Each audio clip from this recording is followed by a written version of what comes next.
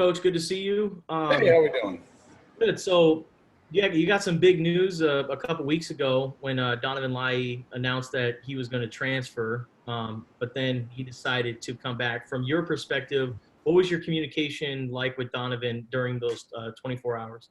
Yeah, no, it was obviously tough news. Donovan and I had talked that morning and kind of explained to me the situation, and then we kept in communication. And at the end of the day, he's one of us. You know, he's a brother to us, and especially guys in the room, and one of our leaders. So it was a big loss, but I think ultimately he saw the love from the rest of the group and the coaching staff, and we want to see him here shining. So it was a tough, really 48 hours, but you know, I think the decision he made was the best thing for him and for us, and we're excited to have him back. And you know, kids, you know, go through a lot in life and on the field, off the field, and I'm just really proud he was able to make that decision to rejoin us, and he's gonna help us win a lot of games. He's a hell of a football player.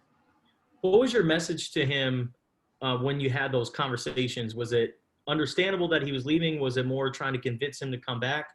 Yeah, it was. You know, at the end of the day, from my vantage point, it was my ability to get him ready to play at the next level, right? And explaining to him that, you know, I played in the NFL, I've coached in the NFL. Dennis Polian and Coach Sumlin and Noel's been in the NFL, so that pedigree, we can help groom him for what he wants to do. Obviously, he's had a great career here. Started every game for 2 years, so he's on the right trajectory, and with the right time put in, studying the game, perfecting his technique, you know, he can play at that level. So I'm excited to work with him. I've been excited since I got here last February, and he's a tremendous young man that is not just a good teammate and a good leader, but he helps the young guys. So I'm excited for him, and I'm going to do my part to give him the tools to play at the next level.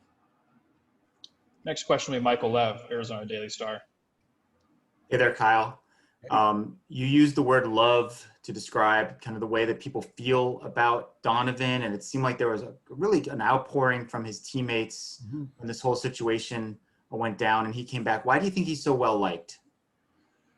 Because he's just an awesome kid that works, you know, lack of a better word, works his butt off, and you know, he's gonna be quiet, and that's who he is, you know, naturally, but yet he has the command of the team. So, you know, he's not a man of a bunch of words, but when he speaks, guys listen, and that's, I think, what being an offensive lineman's about, right? Is you have some guys that are vocal, positive leaders that are always pushing the next guys, and you have those silent type that aren't going to say everything all the time, but when they do, guys look up to them. So that's kind of how I view Donovan. Whether it's usually to the extremes. When it's a bad day, he's the one getting everybody pumped up. When it's a good day, he's the one celebrating, and that's kind of been his role here. And so I think everybody embraces that. And when you have a guy like that not only can kick your ass on the field, but then hug you when you're down to try to pick you up, that's a type of leader we want. So, you know, when we're on the field, he's as aggressive as anybody. And then when somebody needs a guy to put his arm around their shoulder, Donovan can do that for him. So I think that's what guys admire him about. So he was your left tackle for most of last season until the end of the year when you guys wanted to give Jordan Morgan a look there. And Jordan, I guess, is kind of the left tackle of the future. Can you kind of explain the thought process about how you shuffled guys around and why you put Donovan where you put him and so forth? Yeah, I think last year, you know, it was a tough time, right? We had a lot of injuries. At the end of the day, that we had the injury bug in the O-line room. We had 5 weeks of starting the same five with rotating at right tackle, and then we had one guy go down, another guy. We got guys nicked up. So what we felt was best for the team was to move Donovan inside and allow Jordan to play at left tackle, where he's a little bit longer, kind of fits that spot a little bit more. It was tough for a lot of people because you're training one guy to play a new spot, and then you're moving another guy up to go with the starting role. So it was what we had to do last year, knowing that in the future it's probably going to look like that.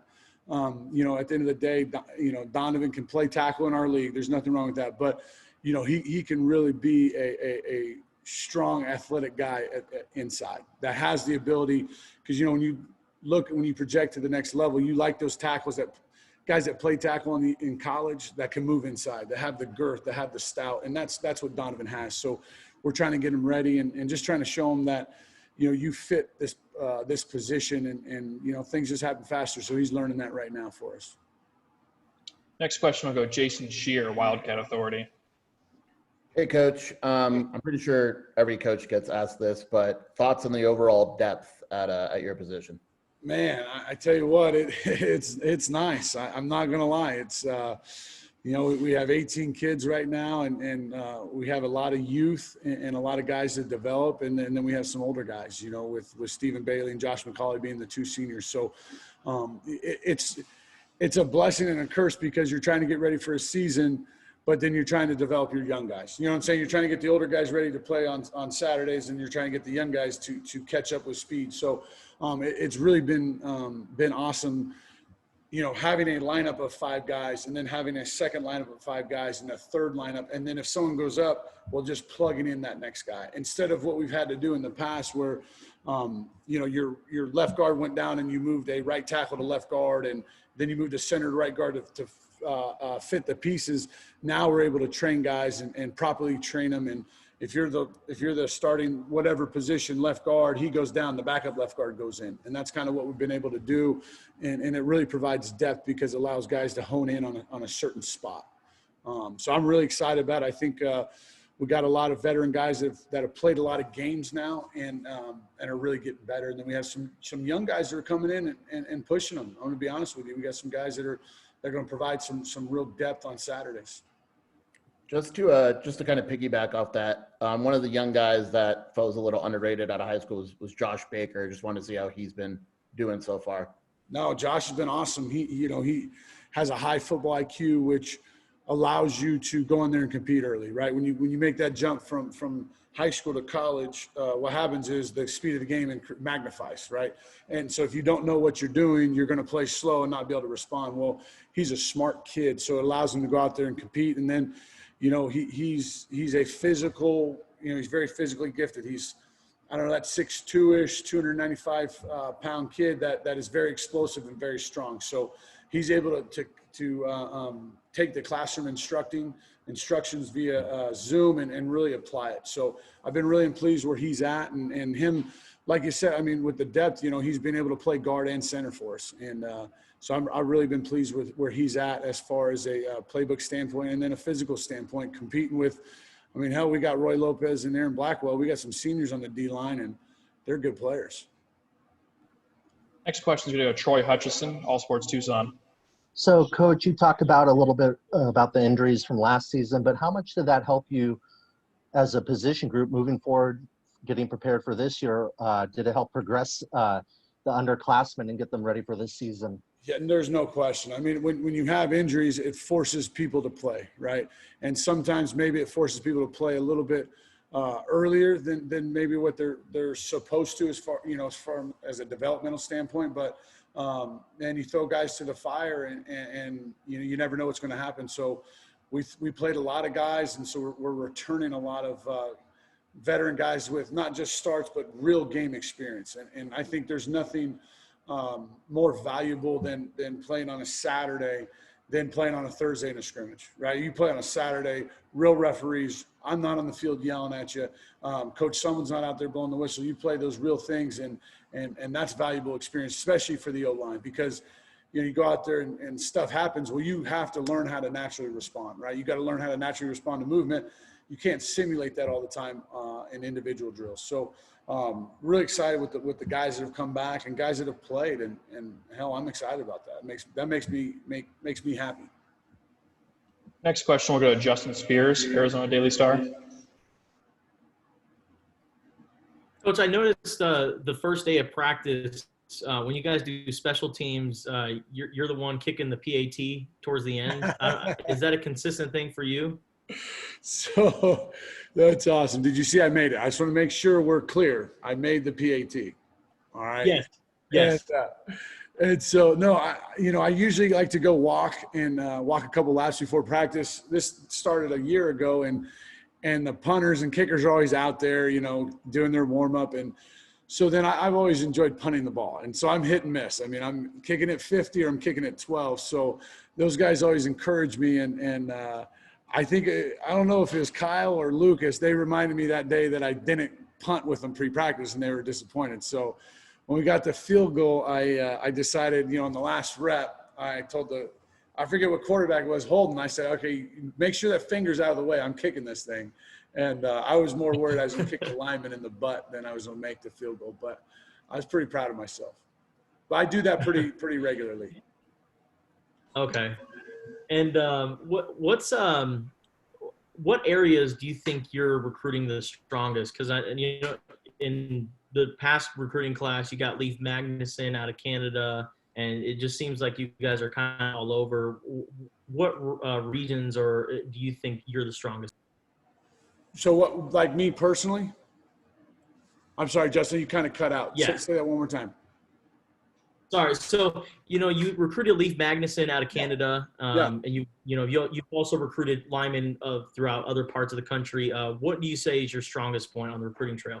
Yeah, I think for me, I'm starting in the state, right? I mean, we're the University of Arizona. We want to get the best guys from the state of Arizona. So I work my butt off to recruit this state and get guys to stay. And then as we start, and then we have guys in areas in California, we have Texas covered. And then from there, I spent a lot of time in the Midwest. Obviously, I coached the MAC. I played for the Indianapolis Colts. I have a lot of connections in the greater Midwest area. So I'm going to utilize those connections. And then with Leif, my wife's Canadian. So, I have a piece of my heart for Canadians. But then the other connection is Leif's father played at Washington State when Coach Sumlin was there. So it wasn't like we went to Canada and just found a random kid. Like there was true connections. So we're always going to, between Coach Sumlin, Dennis Pullian, and Cody Moore, we have areas. And for myself, I have Northern California where I'm from, and then I have South Florida, where obviously Woody Jean, Jamari Williams, and Majon Wright are from. And so we're going to tag those things hard. And then I spend a lot of time in the state, and I want to get as many guys from this state to play for us. And then I'll move out from there. So, but that's kind of been the connection. That's why, we have, Josh Baker, and then Matthew Stefanski came in as a walk-on from the Midwest. Obviously Leif from Canada, and then Southern California is important to us. We saw that in Anthony Pat. All right, thank you, Coach. That's all the time we have for Coach Devan. We'll be back in just a minute with Donovan Laie.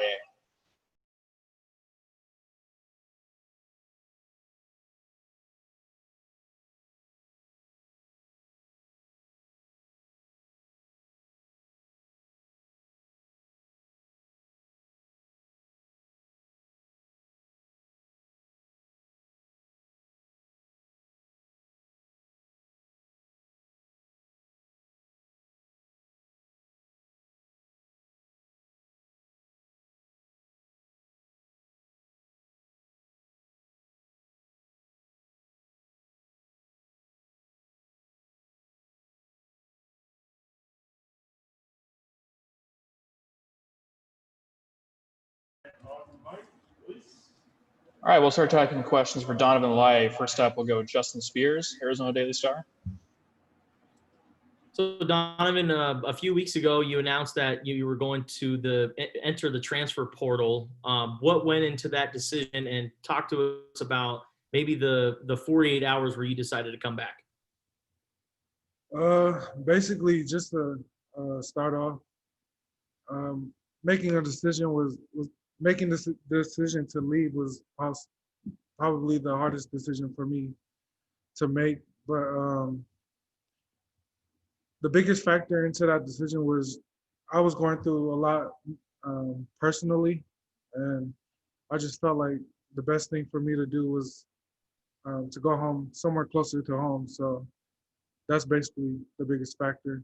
And I came back just because I felt like I was leaving family behind. So that's probably the biggest.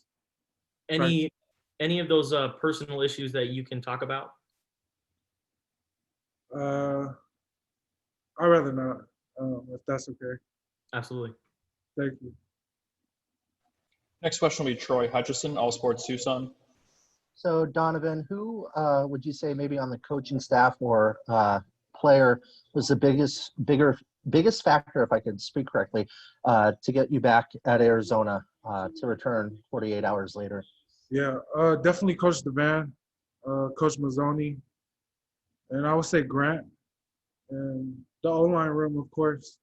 I felt like they kind of just gave it to me, something that I needed to hear, something that I've been wanting to hear, that I feel valued here. So they basically saw that to me. So that was a big factor on why I stayed too. Next question will go Michael Lev, Arizona Daily Star. Hey there, Donovan. I lost my father when I was in my 20s. I know there's other people in this Zoom who also have lost their dads. What would you say the last 11 months or so has been like for you and your family? Yeah, just been battling with a lot of things, like trying to stay on track with football, but still trying to take that time for myself to adjust to losing someone very important to me.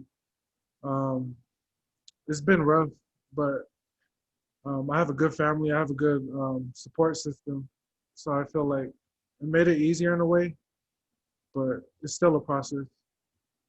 Sure. What is the value when you're a football player of just being able to be around the team? You hear this sort of idea, you said it yourself, that like your football team is like your family. What is that like on kind of a daily basis, just being able to kind of hang around the guys? Yeah, it's kind of like family away from family. Just having people out here that I know has my back no matter what. People seem to be genuine, and that's something that I look into when I build relationships with people. And that's another big factor on why I didn't want to leave, because I know a lot of genuine people here. Do we have any more questions for Donovan? Can I go again, Brett? Yes, absolutely. Sure. Shifting gears to actual football. Had you ever played guard before the end of last season? I played guard my senior year of high school, but that's probably it. Was that the whole year in high school or just part-time or? It's kind of similar to the situation out here. We had injuries in high school, so I kept going back and forth to left tackle, left guard, and yeah, that's basically what happened in high school. Would you say that you are comfortable playing there at this point, or are you still getting used to it? I've made huge progress. I feel like it's getting more comfortable as the days go by, and obviously I'm doing what's best for the team, and I feel like I'm getting more comfortable playing left guard. Sure. For the future, assuming that you are able to make it to the NFL or you want to play in the NFL, do you envision yourself as a tackle or as a guard or either or? Yeah, I think right now I'm at the point where I'm kind of going where I fit in, wherever the next level takes me, whether that's left guard, left tackle, or wherever. I feel like I have a trait where I can adjust to whatever's thrown at me. So, yeah. Sure. What is it like to work with Jordan Morgan on your left side? Yeah, this I would say this is like the first time I ever played with somebody as athletic as me. So it makes it easier for me, just knowing someone's gonna get to their landmark as quick as I am. It just makes my job easier because he's very athletic as well. Thank you.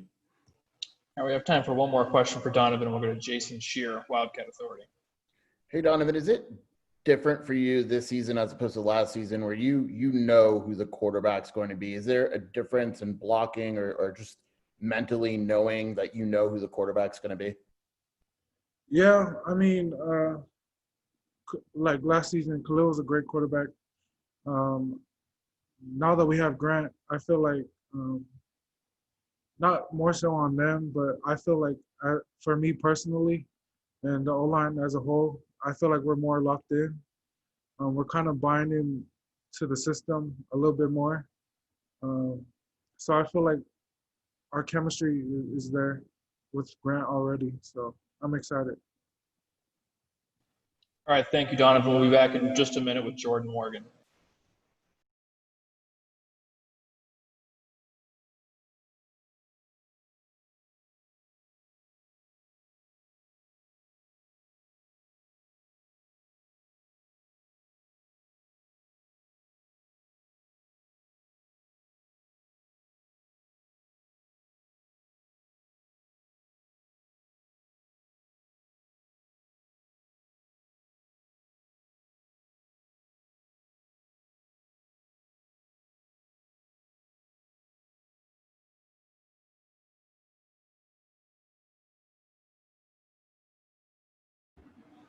All right, if anyone has any questions, please raise their hand.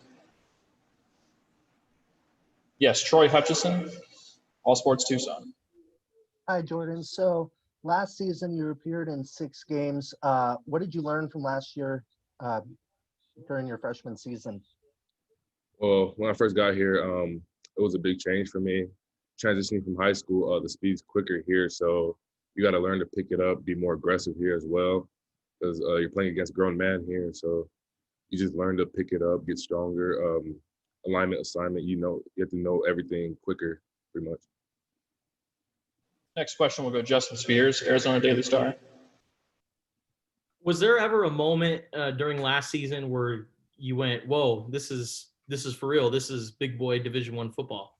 Oh yeah, for sure. My first game actually, stepping out in the field, noticing, like realizing this is really a big deal. Like there's really fans here, cheering for you, and like you have assignments to do. You have to complete them, and it's just like a really big deal for me because this has been my dream. So like stepping on the field, it's a reality shock pretty much. It's really college football. You got to step it up. And what goes through your mind when you're a true freshman and you're getting playing time? Like, what was your mindset on that first play? Just know that the coach is trusting you, and you have to trust in yourself as well, because they're letting you play freshman year like that. So you just got to step it up and show them that you can really play college ball. Next, go to Michael Lev, Arizona Daily Star. Hey there, Jordan. It's hard for me to remember because it feels like a million years ago, but was your first game the Hawaii game? Yeah, I started on special teams. Special teams. What do you remember about that night? A very loud stadium. Just adrenaline was over the top. It was a great first experience, first college experience. Just in the locker room, really just taking in all the energy, realizing how big of a deal it really is to really play college football. Again, forgive me for not remembering exactly what happened, but you were involved in some of those false starts on the field goal situation, right? What was going on there? Was that the crowd? Were they doing some funky stuff at the line? Yeah, it was just the first time I ever heard a crowd that loud. So just the amount of noise really took over. So really couldn't hear that much. Sure. What role, if any, did you and your fellow offensive linemen play in kind of persuading Donovan to come back here to Arizona? Everyone played a big role, honestly. He's a really good player. He started 2 years in a row, started freshman year, built his name here, going to build a legacy. So felt like we need him back. And he's a big role model here as well. He just really shows what like we were supposed to do. He helped me a lot last year. So for him to be back again is really, really good for me. He said he liked playing next to you because you're as athletic as him. Would you agree with that assessment? Or do you think maybe you're a little bit more athletic? Yeah, I'm a little bit quicker. He's a lot stronger, smarter, been here longer, so he knows what he's doing. Next question will go back to Troy Hutchison, All Sports Tucson. So Jordan, if I remember correctly, you when you first got on campus, you weighed 270. What is your current weight right now, and what is your ideal weight at the start of the season? So as of today, I weighed in at 310, and I think game days, my ideal weight should be probably 320. I know I can hold more weight. I know I can move more fluently as well with this weight. So for just that weight to it's just it really helps me a lot because keeps me like I can't get blown back that bad anymore. 'Cause I came in 270, like you said, so I was pretty light for a defensive end to come and rush me. It'll be easier for him to get back, like past me. So for me to be this heavy, it'll be easier for me to really run block, pass at anything. All right, next question. We'll go back to Michael Lev, Arizona Daily Star. I seem to recall, Coach, someone talking about having a conversation with you and your family last year about redshirting or not redshirting, and they made the decision that they wanted to play you, more than 4 games. What do you remember about those talks? I just remember him having one-on-one talks with me about how very important it was for me to play, as well as my family talking to me about what a big chance this is and how positive it could be for my future, as I could like be starting and stuff and playing freshman as a true freshman. So that's really good stats. Sure. Coach, someone obviously recruited you here, but so did USC. And a lot of times when USC comes calling to any Arizona kid, I mean, that's sort of a hard thing to resist. Yeah. What can you tell us about that whole process and why you ultimately made the decision to come here instead? Well, I'm a homebody, so I would like to stay here, play here, which was a good decision. Also, USC, they're pretty good, but I'm a homebody, and I know I could be a really good player here. All right, we have time for one more question. We'll go to Justin Spears, Arizona Daily Star. Jordan, so you're talking about how much weight you've gained within this past year. What's the recipe for you? Well, we usually get red cards, so it's a lot of Chipotle after practice, but eat a lot of chicken, steak, rice. I eat a lot of fruits. That's mainly all I eat. I try to keep a healthy, clean diet while I'm practicing. On the weekends, I'll just get some like Raising Canes or something. What do you order at Raising Cane's? Caniac combo, extra fries. No coleslaw, right? No coleslaw, extra sauce. Good man. Good man. No, my last question is Trenton Bourget, your former teammate at Marana, was named the backup quarterback at ASU. What does that say about his work ethic and just what he's been able to accomplish this year? Since I got to Marana in high school, he was always the starter quarterback. So I think he's a really strong player mentally. He can really fight through anything, any adversity. His height. He can still throw bombs and stuff. So, and he can also outrun anybody. So I think mentally he's at a good state right now. All right, thank you, everybody. That's all we have time for tonight. We'll be back tomorrow after practice.